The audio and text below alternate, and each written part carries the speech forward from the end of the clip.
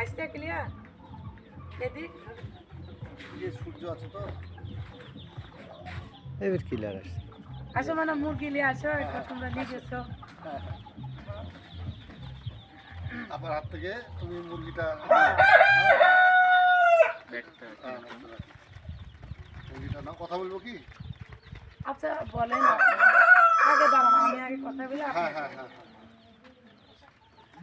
আসসালামু আলাইকুম। দেশ ও দেশের বাইরে থেকে যে আমাদের ভিডিওগুলো দেখছেন আপনাদের অনেক কিছু আজকে দেখাবো বা আপনারা দেখবেন। আসসালামু আলাইকুম ভাইয়া। আসসালাম।